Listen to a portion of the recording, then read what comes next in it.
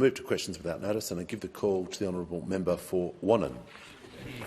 Thanks, Speaker. My question is to the Minister for Immigration. Last week, the minister claimed charges against hardcore criminals released from detention were being dropped due to a technical issue, quote, first identified late on Sunday 10 March. Can the minister confirm that the legal issue was resolved by regulation on 8 December last year and that the minister's subsequent failure to reissue valid visas for more than 3 months has led directly to dangerous criminals being released from prison? Call to the Minister for Immigration, Citizenship and Multicultural Affairs. Thanks very much, Speaker, and I thank the Shadow Minister for his question. And I say to him and every member of this House that every affected individual has been granted a visa with strict conditions. And I say to him and everyone here that there was no lapse in monitoring or coverage in respect of any individual. No change to our system of strict visa conditions. As he says in his question, the issue was a technical one which we have resolved. The issue dates back to 2013 and existed for nearly a decade under the former government, who failed to fix it. And worse, they are playing politics as we get on with the job of fixing up the mess. The Minister concluded his answer. Give a call to the honourable member for Dunkley. Thank you, Speaker. My question is to the Prime Minister. How is the Albanese government, Labor government, working to help Australians earn more and keep more of what they earn? Give a call to the Prime Minister. I thank the member for Dunkley for her question, and once again congratulate her on the fine honour, of following the late great Peter Murphy into this chamber, and I wish her all the best. She knows because the member for Dunkley has been talking to her constituents there about cost of living. In amongst the by-election campaign, with trucks with scare campaigns, with hundreds of thousands of dollars spent on advertising promoting fear, the member for Dunkley went out there and talked to people about the issues that really matter to them. Spoke to them about cost of living, about how every taxpayer in Dunkley, and indeed every taxpayer right across Australia, will get a tax cut on July 1. On July 1. And of course, with our tax cut...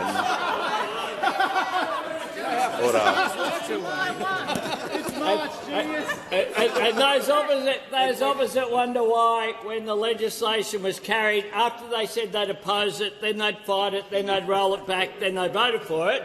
Hasn't happened yet.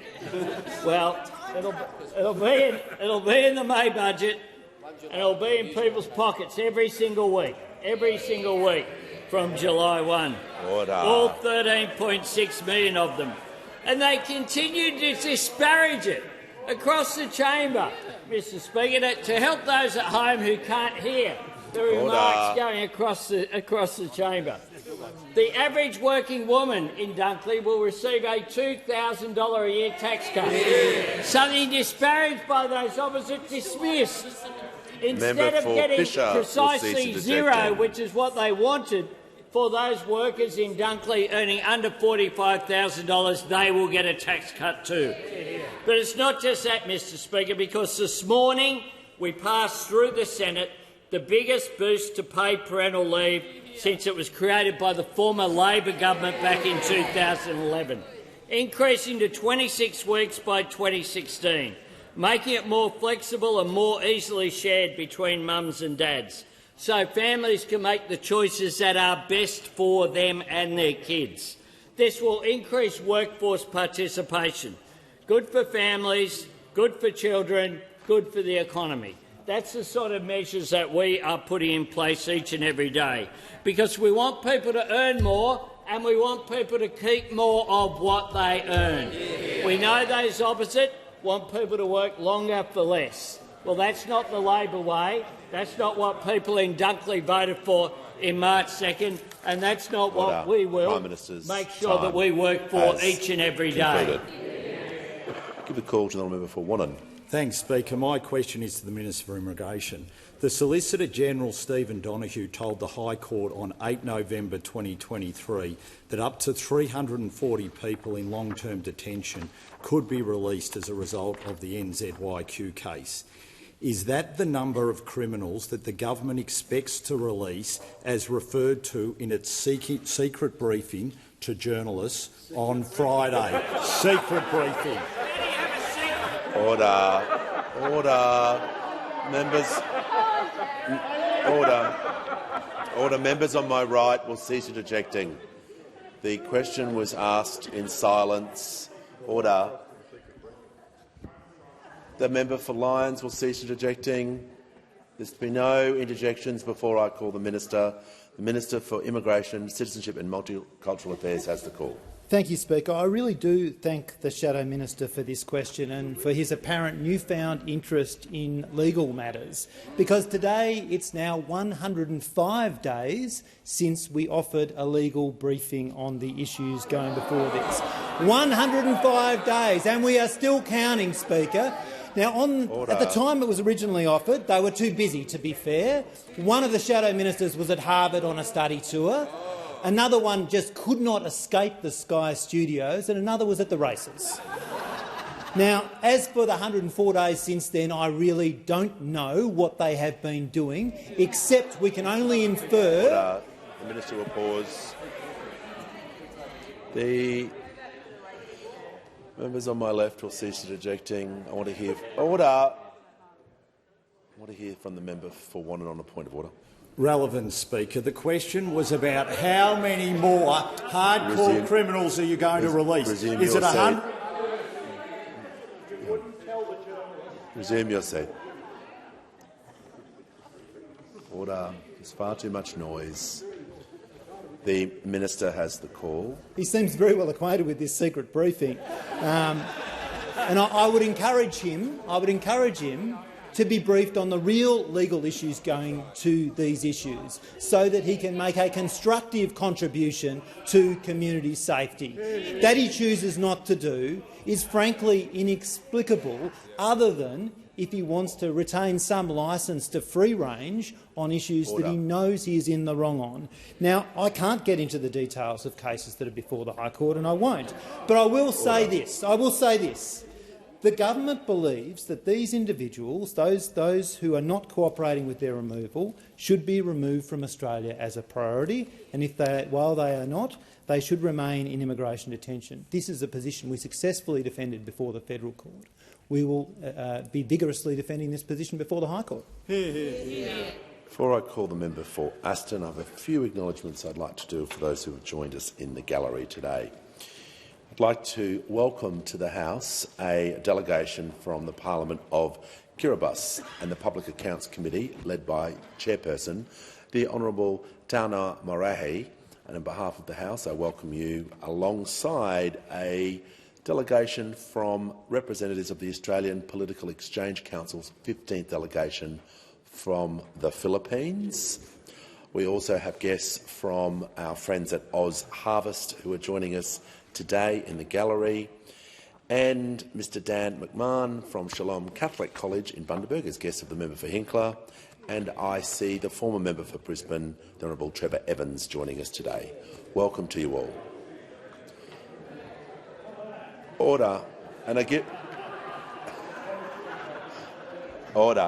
the call to the Honourable Member for Aston. Thank you, Speaker. My question is to the Minister for Social Services. How will Labor's tax cuts work alongside other measures in the social services portfolio to support working families and strengthen their economic security? What has been the response to these measures? Give the call to the Minister for Social Services.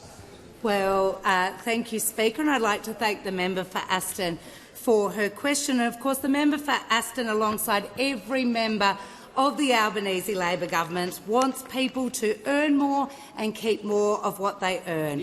And of course, this is evident with our tax plan, which from the 1st of July, every single taxpayer will be getting a tax cut, with 11.5 million Australians getting a bigger tax cut under Labor. But it's also evident in our historic paid parental leave legislation that has passed the parliament today. Now, as a result of our bill that has passed the Senate, from the 1st of July, working families will have access to more paid parental leave, with the scheme expanding by 2 weeks each year until we reach 26 weeks, a full 6 months in July 2026. Now, when fully rolled out, that's over $5,000 more in the family budget for 180,000 families each year.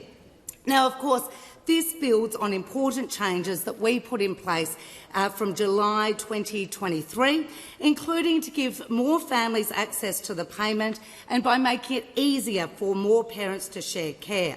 Now, I'm very pleased to see the strong support for Labor's historic reform from a diverse range of family, employer and community groups, unions, gender experts and economists.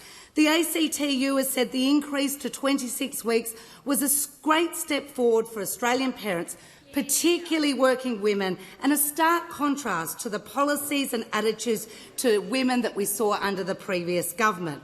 Of course, the Business Council of Australia said the expansion doesn't just help make a fairer society, but it's also a major economic reform which will help raise workforce participation and boost productivity. The Parenthood said that this is a significant improvement after no meaningful change to policy over the last decade. Quality Rights Alliance called these changes equality enabling and a significant advance in the promotion of Australian women's economic security. Now, while importantly the government is supporting parents to take time off after the birth or adoption of their child, we're also taking action to minimise the impact on their retirement income by recently announcing we will pay superannuation on government-paid parental leave from July 2025. Not only is our government ensuring that women earn more and keep more of what they earn, but by paying super on paid parental leave, we are ensuring that women will retire with more as well. I hope that those opposite will join us to help us secure a better retirement, as well as supporting women to earn more and keep more of what they earn. Unfortunately, the call to the honourable member for Griffith. Question to the Prime Minister. Why is Labor refusing to phase out the big tax handouts for property investors, including the capital gains tax discount and negative gearing that benefit wealthy property investors like yourself and the 75% of Labor politicians who own an investment property? Order. Order. The member for Griffith will cease interjecting. Just remind him not to reflect on members. Order. The Prime Minister has the call. Thanks very much. I thank the member for Griffith for his question. Look forward to his discussion in the party room with property developers in the Senate who are currently having proposals to carve through koala habitats in his party room. That's fine. Our position with regard to housing is that the key to addressing housing shortage is supply. That's our position. That's our position. And that is why we have the Housing Australia Future Fund, which was opposed by those opposite all the way through and was opposed by the crossbenchers for a considerable period of time as well. But eventually they voted for it and allowed it through.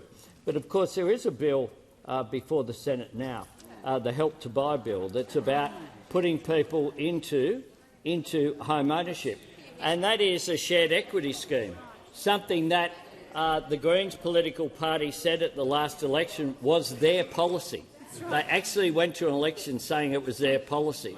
But instead of that, of course, they are now opposing that move as well. The Prime Minister will pause. The member for Griffith asked a question and the Prime Minister is giving reasons as to why. But I'll hear from. So it's going to be difficult. My point is, it's going to be difficult for you to make a point of order on relevance because of the way the question was phrased. You asked the question, why is the government refusing to do something? The government is answering, and the Prime Minister or the Minister is answering why that is. So I'll listen to you carefully, but I just ask you to reflect on what I've just suggested. With respect, Deputy Speaker, it's on relevance. I would say it's a. Order. A lot of worried property investors, huh? Order. Members on my right. Order. I'll just remind the member the Speaker is addressing him at the moment. Yep.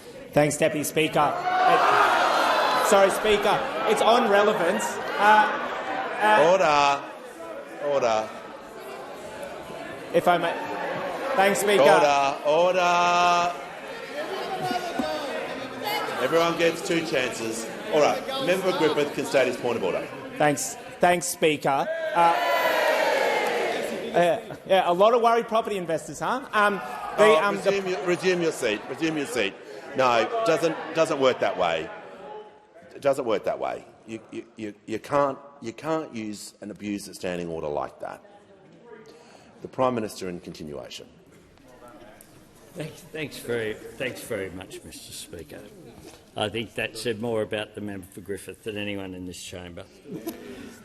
When it comes to the position, of course, the member for Griffith has said that there isn't a housing supply problem in this country. Just last month he said there are 1 million vacant properties on the night of the census. I just want to be very clear. We have enough homes for people to live in. Apparently there is no problem with housing supply in this country, according to the position of those opposite. Then, of course, we had the mishmash thought bubble of a policy announced just a week ago that didn't actually take anything positive forward. Of course, the Greens Party's 2002 election platform says this. This is why the Greens will establish a shared equity ownership scheme, the one they're not voting for in the Senate. But they do have a policy, Mr. Speaker, because they have said, the member for Griffith, that you shouldn't have to win a lottery to have a secure home, but then on the same website he says an example of the Greens' vision for housing in Brisbane is 2,000 homes available to any Brisbane resident and assigned by lottery. Mr. Speaker, you can't take them seriously until they come up with a serious policy. You can't take them seriously unless they actually vote for what they said at the last election was their own policy. It's there in the Senate, the Help to Buy scheme. They should vote for it and get out of the way of good policy, which is what this housing minister and this government is proposing.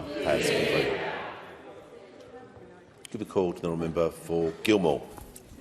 My question is to the Treasurer. How is the Albanese Labor government's responsible economic management easing pressure on Australians while laying the foundations for future growth, and what approaches were rejected? Call to the Treasurer. Yeah, thank you, Mr. Speaker. Thank you to the wonderful member for Gilmore for her question. The member for Gilmore understands that despite the welcome and encouraging progress that we have made on inflation, we know that people are still under cost of living pressure. And that's why we put so much time and effort since we come to office into putting downward pressure on inflation in our economy. And it's why we are pleased, Mr. Speaker, that quarterly inflation is now around a third of what we inherited from those opposite, Mr. Speaker. Now, a key reason for that is the way that we've gone about managing the budget and the economy in the most responsible way. We have taken pressure off inflation by running a tight budget, the first surplus in 15 years. We turned a $78 billion deficit into a $22 billion surplus. We've seen the fastest and best recovery in the budget bottom line in the G20, comparing the year before we were elected to the year after we were elected. And all of this is saving us on peak debt and interest costs, Mr. Speaker. And this is why the IMF, the Reserve Bank and others have pointed to the way that our budget policy is working hand in hand with monetary policy. It's also why the OECD and the Australian Bureau of Stats have gone out of their way to say that our policies are directly reducing inflation in our economy. That's because we designed our cost of living help to take pressure off inflation rather than add to it. And we know the combination of energy bill relief, early childhood education reform and rent assistance took something like half a percentage point off inflation last year. And we know that our tax cuts won't add to the inflation problem either, and it won't add to deficits, but it will boost labour supply in our economy, Mr. Speaker. Now, as the Minister said a moment ago and others have said, the Prime Minister, getting on top of inflation, getting real wages moving, rolling out the tax cuts, paying the super on paid parental leave, as Linda White and Peter Murphy urged us to do. All of this is about ensuring people earn more and keep more and retire with more as well. And the reason why the new member for Dunkley sits on this side of the House and not on that side of the House is that we have a plan to ease cost of living pressures, and they don't, Mr Speaker. They don't. If they had their way, inflation would still be galloping, wages would still be stagnating, there'd be debt and deficit as far as the eye can see, and people would be working longer for less, Mr Speaker. And the Dunkley by-election showed, and their behaviour today shows, that their nasty negativity is no substitute for economic credibility, Mr Speaker. Almost 2 years in, and they still have no alternatives except for the economic insanity of their uncosted nuclear fantasy, Mr Speaker. We reject their approach. We're managing the economy, we're managing the budget responsibly, we're making progress on inflation and real wages, we are repairing the budget, we are laying the foundations for growth, and we are cleaning up the mess that they left behind. Has concluded. Order. Members on my left. I hear from the member for Wannon. Thanks, Speaker. My question is to the Minister for Immigration. Over the next 6 months, how many foreign criminals will finish a custodial sentence and be released into the community instead of going to immigration detention? Call to the Minister for Immigration, Citizenship and Multicultural Affairs.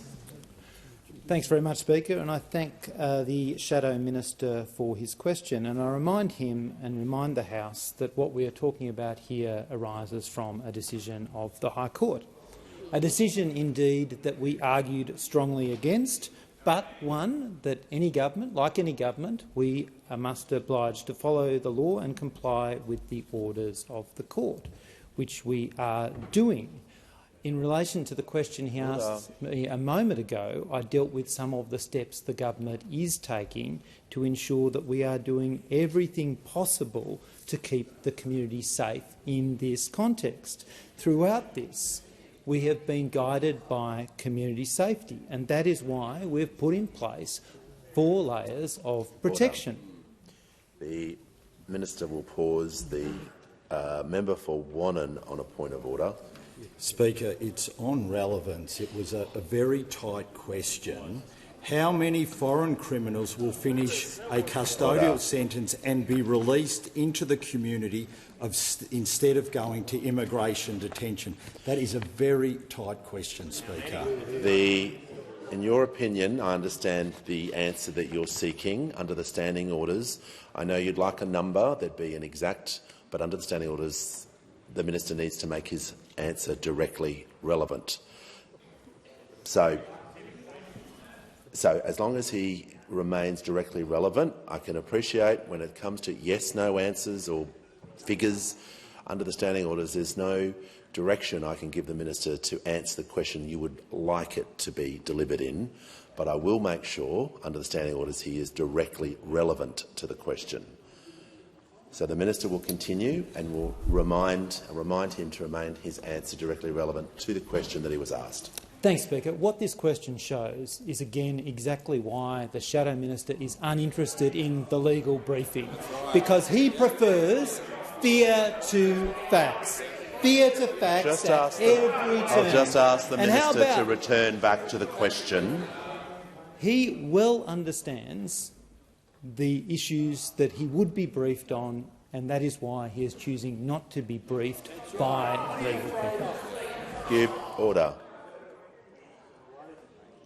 The House comes to order. Members on my left. Give the call to the honourable member for Blair. Thank you, Speaker. My question to the Minister for Aged Care. How is the Albanese Labor government helping aged care workers earn more and keep more of what they earn? And how will this improve the quality of care following the Royal Commission? The call to the Minister for Aged Care and Sport. I thank the member for Blair for his question. He is a tireless advocate for aged care residents like Margaret at Cabanda Care at Rosewood that we visited together just last week. The Albanese government wants all Australian workers, including aged care workers, to earn more and to keep more of what they earn. because we know that strong, sustainable wage growth is part of the solution to cost of living challenges, not part of the problem. And that's why we backed aged care workers in their fight for better wages at the Fair Work Commission. And we delivered a 15% increase to award wage minimums for 250,000 workers, an $11.3 billion investment in the people who dedicate their working lives to caring for older Australians. Under the Albanese government, registered nurses are now taking home an additional $196 a week, or $10,000 a year. Personal care workers are now earning an additional $141 a week, or an extra $7,300 a year. That bump in their weekly pay packet is changing the lives of workers, which in turn changes the lives of the people that they care for. Paula, a registered nurse in aged care, told me just this weekend, "Thank you for not only improving our wages, but for improving the quality of care and the time that we get to spend with our elderly. They appreciate that too." And Paula is right. Our investment in aged care workers is paying dividends for the people that they care for. Under the Albanese government, older people are receiving an additional 2.16 million minutes of care per day. There has been a reduction in the number of pressure injuries, reduction in the number of physical restraints, reduction in significant unplanned weight loss, falls, polypharmacy and the use of antipsychotics in aged care. We are also seeing improvements in the star ratings data, with fewer 1- and 2-star ratings facilities and more 4- and 5-star rated facilities. But we don't just want workers to earn more, we want them to keep more of what they earn. That's right. From 1 July, every single taxpayer, including aged care workers, will receive a tax cut. So not only can a registered nurse like Paula take home $10,000 more under the Albanese government, she will now get a tax cut of $1,679 from 1 July under Labor's tax cuts, almost double what Paula would have gotten from the Coalition. Good call to the honourable member for Fairfax. Thank you, Mr Speaker. My question goes to the Minister for Climate Change and Energy, and I refer to Labor's new family car and ute tax and the minister's frequent comparison to the scheme in the United States. Between 2004 and last year, vehicle emissions in the US decreased at an annual rate of 1.4%. The member will pause for a moment. I just want to hear the point of order. The question's about asking about a government policy that doesn't exist. In terms of hypotheticals, order. No, it's actually not. Order. I'm sure the minister will be able to deal with the premise of the question as he sees fit. I'm just going to ask the member to continue with his question. Will I start again, Mr Speaker? No. You just continue where you were. Order. Vehicle emissions in the US decreased at an annual rate of 1.4%. In contrast, the minister's scheme requires an annual reduction of 12%. That's a rate nearly 8 times higher. Why is the minister again fudging the numbers and punishing everyday Australians? The member may care to resume his seat. Before I call the Minister for Climate Change, I want to hear from the member for Warringah on a point of order. A point of order, Mr Speaker, in relation to Standing Order 100, Rules for Question, D 3 and 4, Roman number 3 and 4, that a question must not contain inferences or imputations. I would say that the member's question was in breach of that standing order. The member for Warringah is, of course, entitled to raise a point of order, and we have had this issue raised in the previous couple of weeks of parliament. The difficulty I have is that the examples and what practice have shown over decades, the type of question that has been asked by the member has been asked for a very long time. So there are numerous examples of where the argument raised in the question has been put to various ministers over the time. The minister has the opportunity now to disagree, agree with the premise of the question, of what's in the question, and if we were to start applying this directly, indeed everyone's questions would be in focus, which, if that's the will of the chamber, we're can look at, but I think even questions from the crossbench would fall under that as well. On the point of order. Respectfully, Mr Speaker, though, this does go to a question of principle of the standing orders. That there is a purposeful mischaracterisation of a government policy that is in breach of these standing orders. It either means the standing orders are pointless or they are being belligerently ignored on the assumption that the standing orders won't be applied. Well, the member is, of course, entitled to her view around the standing orders. It's my job to ensure that they are enforced and in line with practice and what has happened for some decades now of how questions have been asked, and I'm happy to send her examples of that over the time. It would assist everyone if everyone could refresh every question and ensure that Standing Order 100 doesn't include arguments, inferences, imputations, insults, ironical expression or hypothetical matter. So whilst I'll note what the member said, this question is in order.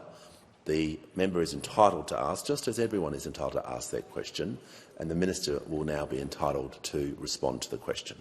The minister has the call. Well, thanks very much, Mr Speaker, and I really do thank the honourable gentleman for his question. And the question goes to bringing Australia in line with the policies in other countries, and that is a fair point for the honourable member to make, because it is the fact that Australia and Russia are the only two major economies without vehicle efficiency standards in place. The United States has had them in place since the mid-1970s. Introduced, to be fair, by a Conservative administration, President Ford, Gerald R. Ford, introduced vehicle efficiency standards in the United States at the time. Now, it is the case, Mr Speaker, that we have considerable catching up to do with the rest of the world, because the rest of the world has been introducing these standards and because Australia has been so late to the party when it comes to introducing these standards. Because several governments have tried, but until now, no government has followed through and delivered for Australian motorists. Now, I've been reflecting over the parliamentary break, Mr Speaker, and I think I've been unfair to the member for Bradfield, because I have pointed out his strong support for vehicle efficiency standards, but I think an observer could reach the conclusion that he was the only one on the other side. And to his credit, he is a strong supporter of vehicle efficiency standards, but he wasn't the only one. Indeed, of course, he had joint carriage with the then member for Kooyong and with the then member for Flinders, the member Mr Hunt. He took it through Cabinet on several occasions, to his credit. Everyone who was in Cabinet at that time in 2016 and 2017 obviously signed it off. Obviously, the Leader of the Opposition would have been in favour. There was a joint media statement, big gold crest on the media statement, joint media statement from all three ministers, and it said, in relation to the honourable member's question about international standards, although— The minister will pause. The minister was asked a question about why he's pursuing this policy. He is giving context as to why he's pursuing the policy. So I'll hear from just like the member for Griffith, I'll give the same advice to the member for Fairfax. He's entitled to raise the point of order. Thank you, Mr Speaker. The question went to the minister's comparison to the United States and the scheme he is introducing. The order is one of relevance. The question went to the United States having an annual reduction of 1.4, he's requiring Australia reduce it by 12% on an annual rate. Resume your seat. Order. The Minister for Skills and Training will cease interjecting. A minister needs to make sure his answer is relevant, and it was containing a number of detailed analysis by the member for Fairfax. And it finished with the question about why is the minister pursuing the question. So I'm just going to give him the call to make sure he's being relevant to that part of the question, and he can deal with the others as he sees fit. Certainly, Mr Speaker, and I certainly appreciate the guidance, because Australia does have a lot of catching up to do with the United States, for example, who introduced these standards in the mid-1970s. And we are seeking to catch up with them, yes, and that means we are ambitious. We are ambitious, Mr Speaker, not for ourselves, but for the choices of Australian people to catch up with the United States. And we're not the only ones. The member for Bradfield said in this statement, and it's directly relevant to international comparisons, he said, although Australia accounts for less than 2% of the global new vehicle market, it is becoming increasingly important that we harmonise our approaches to vehicle emissions with those in place in other countries, which is exactly what we are seeking to do. We're not seeking to catch up with New Zealand or Europe, which have more ambitious standards. We are seeking to catch up with the United States, and it is the case that they did it in the 1970s. We are trying to implement them in 2024, which comes considerably too late when you consider that John Howard went to the 2001 election promising, and I quote, "The coalition is negotiating new fuel efficiency standards for motor vehicles to reduce the amount of fuel consumed per kilometre travelled." The Liberals kept talking about it. We will deliver it. Give a call to the honourable member for Solomon. Yeah. Thanks, Speaker. My question is to the Minister for Indigenous Australians. Minister, how is the Albanese Labor government improving housing, creating jobs and economic opportunities for Aboriginal Territorians? Call to the Minister for Indigenous Australians. I thank the member for the question. He is very familiar with the issues of jobs, economic development and housing in the Northern Territory. Last week I visited Alice Springs, Darwin, Katherine and the small community of Binjari. People are so excited about the new Remote Jobs and Economic Development Program and the possibilities it brings. It will create 3,000 real jobs in remote communities with proper wages and proper conditions. It will build the remote workforce and boost regional economies. At the Colano Community Association, just outside Katherine, I saw for myself innovation in action, where I met two young men. They've joined the remote jobs trial that makes swags territory essential, apparently. The long-term plan is to develop a local swag-making business. It's an idea that's come from the community and is being led by the community. I also spoke to women from nearby Rockhole who are working in the Deadly Kitchen, making healthy meals, nutritious meals, using an electric fry pan, a very sensible idea in remote Australia. At Binjari, I joined the Prime Minister to announce a historic investment to improve housing in remote Northern Territory. The joint funding with the Northern Territory Government will see up 270 new homes built each year for 10 years. Importantly, it will also fund repairs and maintenance. Reducing overcrowding means better health, keeping children and families safe, allowing children to focus properly on school. In Binjari, we met Stevie, Stewart and Stephanie, who had just moved into their new home with good design, environmental sustainability and disability access. They are so happy. Decent housing and more opportunities to work are fundamental to closing the gap. It brings pride and it also brings employment, local employment. As Sky Thompson, the CEO of Aboriginal Housing Northern Territory, said, "This is an investment in people. This will ensure Aboriginal Australians across the Northern Territory are able to live with dignity and pride." She also said, "Where their kids can grow safe, healthy and strong and truly look to their future with real hope and optimism." Before I call the member for Parkes, I just want to inform the House that present in the gallery today are representatives from the Government's Youth Steering Committee who are concluding their terms after working to improve whole-of-government youth engagement. And on behalf of the Minister for Early Childhood and Education, we welcome you to the House. Give the call to the honourable member for Parkes. Thank you, Speaker. My question is to the Minister for Climate Change and Energy. Toyota's Vice President of Sales, Sean Henley, claims that Labor's proposed new family car and new tax is too aggressive, stating, "I can tell you from Toyota's perspective, we're not buying credits, we'll pay a fine, we'd pass it on." When Labor's new family car and tax proposes penalties of around $14,900 for a Hilux, $11,000 for a RAV4 and $25,000 for a Land Cruiser, how can the minister claim the prices of existing cars will not go up? Order. give the call. The member for Fisher will cease interjecting.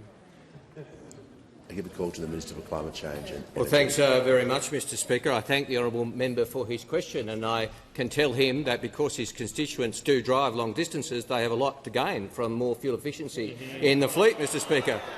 A constituent of his in Broken Hill, for example, would save $1,080 a year, Mr Speaker, if they buy a new car in 2028 as a result of this government's policies. Now, Mr Speaker, on my left, member for Hume will cease interjecting. No, they are really sending a memo to the Australian people, aren't they, Mr Speaker? They did not hear the lessons of 2022. The only thing missing from the honourable member's question was an assertion that they don't tow your boat and they won't tow a caravan and they'll end the weekend, Mr Speaker. You'll list a bit out of the question because that's the mindset of those opposite. The member for Cook has left the building, but he's left the policy manual for those opposite. Now, the fact of the matter is, Mr Speaker, that we have catching up to do with the rest of the world.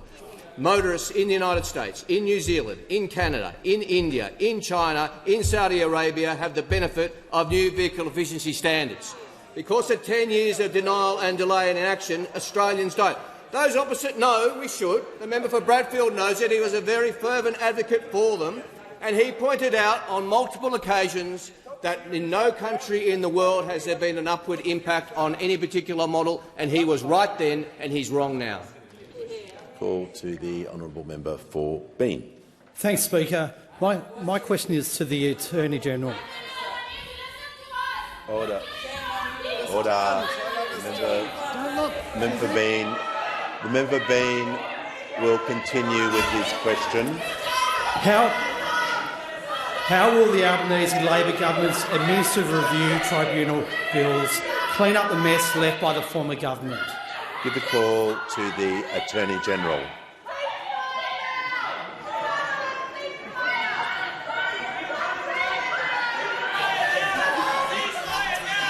The Attorney-General has the call.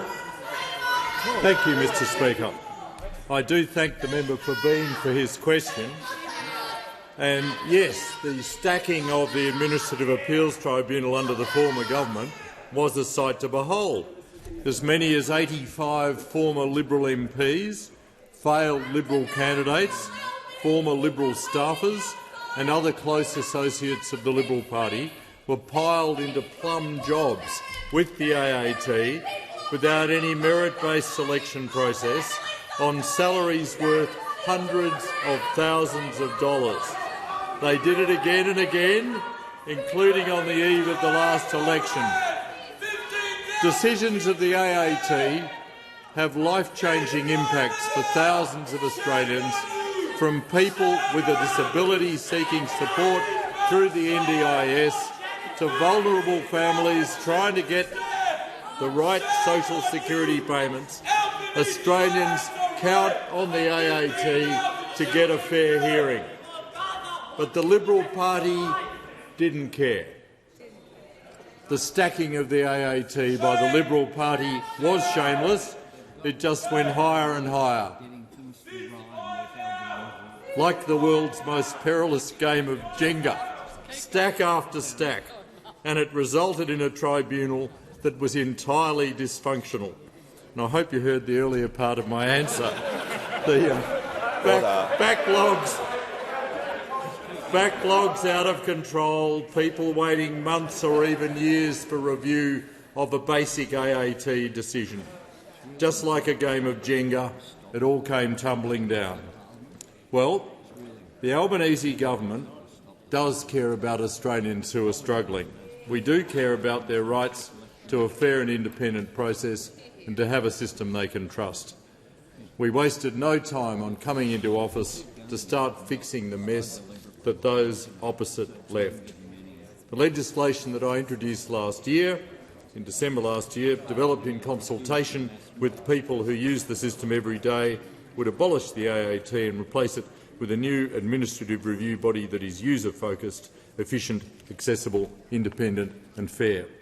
The legislation requires that members of the tribunal be appointed through a competitive, publicly advertised, merit-based process.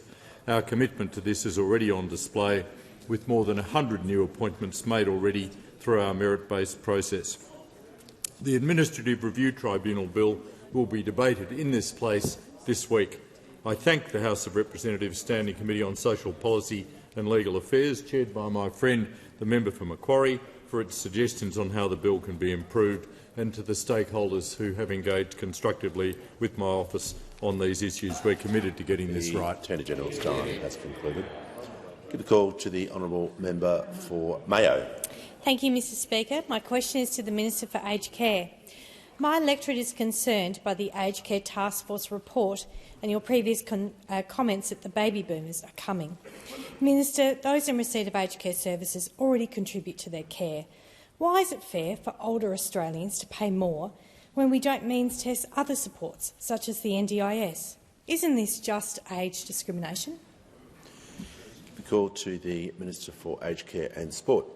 I thank the member for Mayo for her question and for her long-standing and diligent interest in policy for aged care and improving that standard across this country. As she probably observed keenly when we released it last week, the release of the Aged Care Task Force is an important next step, but it is a step in the journey on our aged care reform in this country. It is the Aged Care Task Force, which we set up mid-last year, worked for 6 months and did a huge amount of consultation, including with people from her electorate. There were 11 roundtables held from task force members themselves and an additional 12 roundtables that were held by both OPAN, the Older Persons Advocacy Network, and CODA, Council of the Ageing, who held roundtables on the terms of reference of the task force with their members specifically, so that the people that they had on the task force could feed that back in for discussion. Additionally, there were 180 submissions made, there were numerous webinars, so we have 6 months' worth of consultation where those questions and contributions have been made and considered by the task force. And you would have seen last Tuesday, the 23 recommendations that the task force has made to government. Now, the report of the task force does not represent the government's response. The government is now considering our response to those 23 recommendations. What we have done so far across the couple of months that we have had that report is been able to advance our work to the point that last week we could give older Australians some certainty about the pathway we would take forward. And what we were able to say was that we would rule out any new levy across Australians, any new tax on Australians and any changes to the arrangements for the family home, which I hope gives some of the constituents that you're speaking about this with some confidence and certainty about what this pathway looks moving forward. Now, what we do to move forward is continue to work through this within the processes that we have in government. In order to do that, it also means that we have commenced meeting with the opposition about whether there is a pathway for us to do this in a bipartisan manner. Certainly, you would have seen in the opposition leader's budget reply last October last year that this is something that parties and crossbenchers from all parts of this parliament consider to be something that should be above politics. Better aged care in this country should be above politics. So the early responses that I saw from people last week is that there may be a pathway forward for us to do this in a bipartisan manner. I think that your constituents would find that to be both reassuring and something that they would expect of us to be able to do in this parliament. We have offered some briefings so far to members of different parties and crossbenchers in this place. We will continue to do that as we move this work forward, and I will, of course, update the House on progress as soon as I am able to do so. Give the call to the member for Adelaide. Thank you, Speaker. Speaker, my question is to the Minister for the National Disability Insurance Scheme. How will Labor's tax cuts benefit those working in the disability sector, and what else is the government doing to ensure sustainability in the NDIS and to make sure every dollar is going to participants who need it? Give a call to the Minister for the National Disability Insurance Scheme and the Minister for Government Services. I thank the member for Adelaide for his question. There's about 400,000 of our fellow Australians who work in disability care. They're very hard-working, and as we meet here, they're looking after some of the most vulnerable people in our community, ensuring they have good quality of life and that they're getting the support they need. Most, if not just about all, disability workers earn less than $150,000 a year. So whilst they deserve the thanks of the people here in this House, they also deserve some good news. And the fact of the matter is that under the Labor government on July the 1st, this hard-working cohort of Australians are going to get good news. Thank goodness Labor changed the tax policy to make sure that disability workers and many other workers under $150,000 are going to get fair income tax cuts. A disability support worker on about $75,000 a year, they're going to get $1,500 more back in their tax next year. An occupational therapist on $110,000, they'll get north of $2,000 extra because of Labor's tax cuts. So when you look at how disability workers are faring under Labor, it's a very successful trifecta. There's the tax cuts on 1 July. Wages under Labor have moved 11.2% for disability carers. And as an added bonus, the superannuation is going up. So disability workers are getting overdue recognition only under a Labor government for the hard work they do. But the member for Adelaide also said what creates a more sustainable NDIS. And disability care workers deserve a more sustainable NDIS so they can have good careers in the future. One of the big challenges to a more sustainable NDIS is, of course, fraud. This Labor government, the Albanese government, has been taking real action to clamp down on fraud in the NDIS. Over the last year, the crime task force that Labor established in late 2022 has been looking at the operation of plan managers in the NDIS. Unfortunately, whilst there's 1,500 plan managers, too many do not have the best interests of participants at heart. Some are very good, there's no question. But plan managers handle $22 billion of payment and they charge $500 million for it. But the problem is that once the NDIA and the task force forward to the tax office the records of the at-risk cohort of about 900 plan managers, 343 came back from the tax office with problems. There were no records, they're not paying, they're not declaring their income. The Labor government is determined to make sure that we can keep this scheme sustainable. And I noticed a couple of interjections from some of the coalition backbench. One of the problems with keeping the NDIS sustainable, and we've had good support from the front bench, is that former Minister Reynolds said that this government too quickly invokes its crackdown on fraud and we're too focused on fraud. No, we're not. Call the Prime Minister. Speaker. The member for Canning can resume his seat. Ask further questions be placed on the notice paper. The member for the member for Parkes and the member for Groom are seeking the call. Order. Speaker, I'd like to make a personal explanation. Do you claim to be misrepresented?